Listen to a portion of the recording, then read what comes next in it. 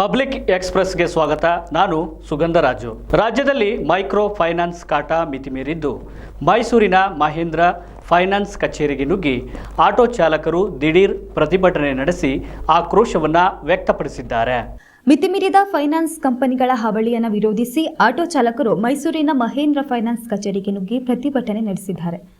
3 ತಿಂಗಳ ಕಂತು ಬಾಕಿ ಇದ್ದ ಆಟೋ ರಿಕ್ಷಾವೊಂದನ್ನು ಬಲವಂತವಾಗಿ ಸೀಸ್ ಮಾಡಿದ್ದರಿಂದ ರೊಚ್ಚಿಗೆದ್ದ ಆಟೋ ಚಾಲಕರು ಸರಸ್ವತಿಪುರಂನಲ್ಲಿನ ಮಹೇಂದ್ರ ಫೈನಾನ್ಸ್ಗೆ ಮುತ್ತಿಗೆ ಹಾಕಿ ಮಹೇಂದ್ರ ಫೈನಾನ್ಸ್ ಕಚೇರಿ ಸಿಬ್ಬಂದಿಗಳೊಂದಿಗೆ ಮಾತಿನ ಚಕಮಕಿ ನಡೆಸಿದ್ದಾರೆ.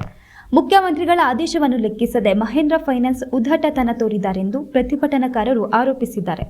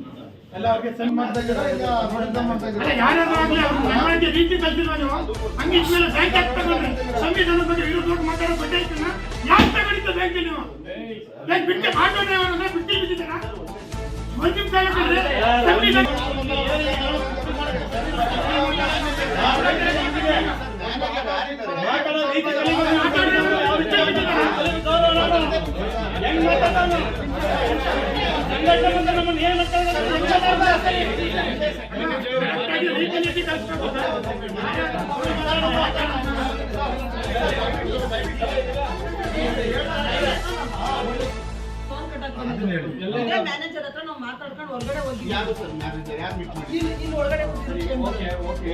ಹತ್ರ ಮಾತಾಡ್ಕೊಂಡು ಹೊರಗಡೆ ಹೋದ್ರು. ಸಂದೀಪನವರು ಮ್ಯಾನೇಜರ್ಗೆ ಲೈನ್ ತಗೊಂಡು ಇದೇ ನಿಮ್ಮ ಇನ್ನೊಂದು ಗಾಡಿ ನನ್ನ ಗಾಡಿನೇ ಹಿಡಿದಿರೋದು. ನೀನ್ ತಿಂಡಿ ಮಾಡಿದ್ಯಾ, ನೀನ್ ಊಟ ಮಾಡಿದ್ಯಾ ಅಂತ ಎಲ್ಲ ಕೇಳ್ಕೊಂಡು ಯಾವ MLA ತರಿಸು ಎತ್ತ ಗಾಡಿನ ಅಂತ ಕೇಳಕ್ಕೆ ಅವ್ನು ಎಷ್ಟು ಬಂಡವಾಳ ಹಾಕಿದ ನನ್ನ ಗಾಡಿಗೆ.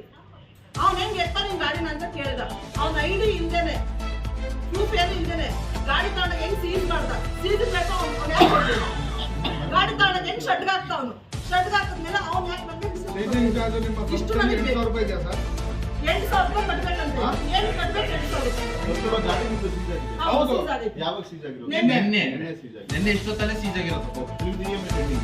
EMI ಪೆಂಡಿಂಗ್ ಇದೆ ಸರ್, ಪೆಂಡಿಂಗ್ ಇದೆ, 3 ಪೆಂಡಿಂಗ್ ಇದೆ, ಚಾರ್ಜಸ್ ಇದೆ. ಓಕೆ ಒಪ್ಕೊಳ್ಳೋಣ. 8,000 ರೂಪಾಯಿ ಏನು ಕಟ್ಟಬೇಕು? ಲೆಟರ್ಗೂ ಕೊಟ್ಟಿಲ್ಲ, ಅವ್ನು ಐಡಿನೂ ಹಾಕಿಲ್ಲ. ಅವನು ಗುಂಡ ರೋಡಿ ಮಾಡ್ತಾನೆ. ಅವನು ತಪ್ಪಕವನೇ. ಅವನು ನಾನು ನೋಡಿದ್ದೀನಿ. ಅವನು ಗುಂಡ ರೋಡಿ ಮಾಡ್ತಾನೆ. ಅವನು ಕೊಡಲ್ಲ. ಅವನ ಮತ್ತೆ ಇವತ್ತು ಅವನ ಕಷ್ಟಗಟ್ಟ ಕೊಡಲ್ಲ. ಅವನ 3 ತಗೊಂಡ್ರೆ ಸಂದೀಪರ್ ಮೈನ್ ಕೊಡಲ್ಲ. ಅವನು ಸಂದೀಪರೇ ನೀವು ಅವನ ಕಷ್ಟಬೇಕು.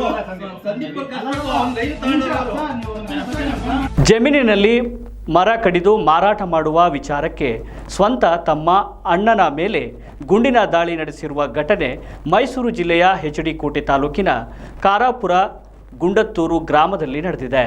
ಮರ ಕಡಿದಿದ್ದಕ್ಕೆ ಸಹೋದರನ ಮೇಲೆ ಗುಂಡಿನ ದಾಳಿ ನಡೆಸಲಾಗಿದೆ. ಜಮೀನಿನಲ್ಲಿ ಮರ ಕಡಿದು ಮಾರಾಟ ಮಾಡುವ ವಿಚಾರಕ್ಕೆ ಅಣ್ಣ ತಮ್ಮರ ನಡುವೆ ಜಗಳ ನಡೆದು ಹಿರಿಯ ಸಹೋದರನ ಹತ್ಯೆಯಲ್ಲಿ ಸಾವನ್ನಪ್ಪಿರುವ ಘಟನೆ HD ಕೋಟೆ ತಾಲೂಕಿನ ಅಂತರಸಂತೆ ಹೋಬಳಿಯಲ್ಲಿ ನಡೆದಿದೆ.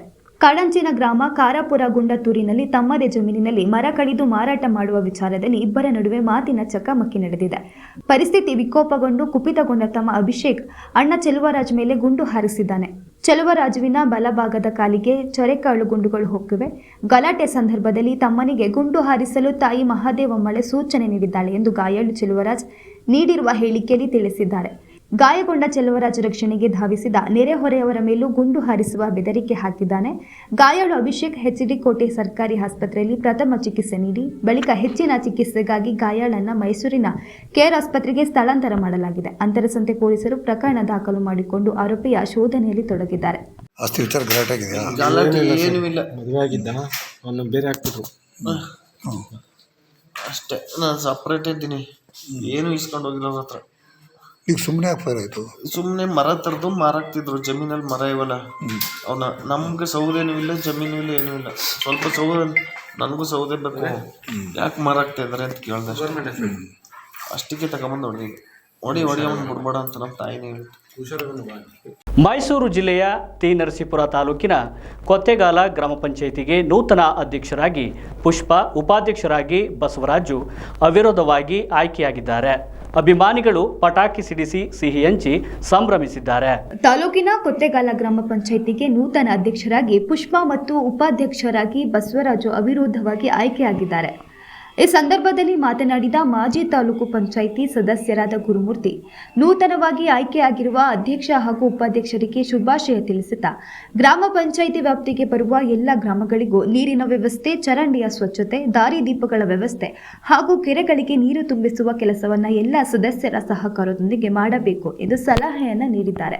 ಇನ್ನು ಈ ಸಂದರ್ಭದಲ್ಲಿ ಶಿವಮಲ್ಲಯ್ಯ, ಪಟೇಲ್ ಶಿವಕುಮಾರ್ ಸ್ವಾಮಿ, ದೊರೆಸ್ವಾಮಿ, ಕನ್ನಳ್ಳಿ ಮೊಳೆ ಚಿಕ್ಕಸ್ವಾಮಿ, ಕನ್ನಳ್ಳಿ ಬಸವರಾಜು, ಪುಟ್ಟಸ್ವಾಮಿ, ಬಸವಣ್ಣ, ಶಿವಣ್ಣಗೌಡ, ವಕೀಲ ಬಸವರಾಜು, ಶಿವಕುಮಾರ್ ಸ್ವಾಮಿ ಸೇರಿ ಮತ್ತಿತರರು ಉಪಸ್ಥಿತರಿದ್ದರು.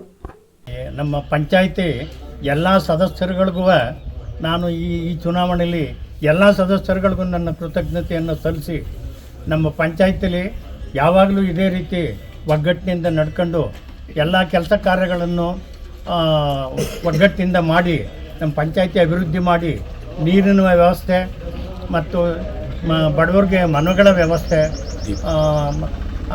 ಇದರಲ್ಲಿ ಯಾವುದರಲ್ಲಿ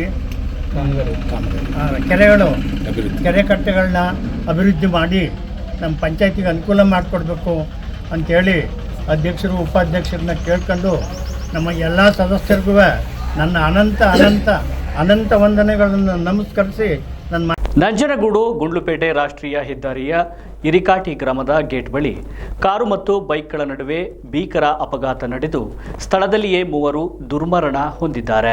ನಂಜನಗೂಡು ಗುಂಡ್ಲುಪೇಟೆ ರಾಷ್ಟ್ರೀಯ ಹೆದ್ದಾರಿಯ ಹಿರಿಕಾಟಿ ಗ್ರಾಮದ ಗೇಟ್ ಬಳಿ ಕಾರು ಮತ್ತು ಬೈಕ್ಗಳ ನಡುವೆ ಭೀಕರ ಅಪಘಾತ ನಡೆದು 3 ಸ್ಥಳದಲ್ಲೇ ದುರ್ಮರಣ ಹೊಂದಿದ್ದಾರೆ.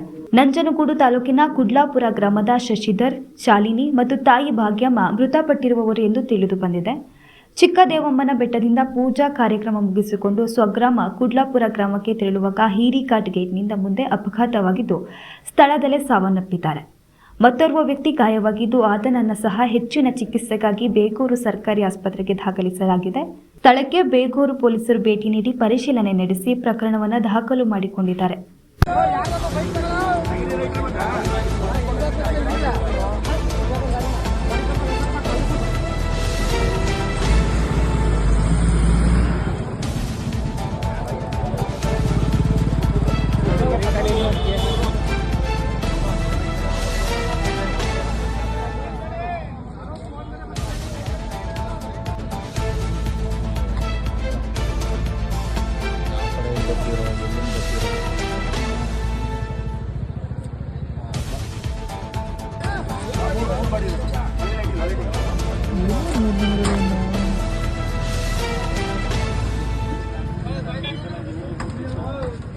ಇದಾಗಿತ್ತು ಇವತ್ತಿನ ಪಬ್ಲಿಕ್ ಎಕ್ಸ್‌ಪ್ರೆಸ್.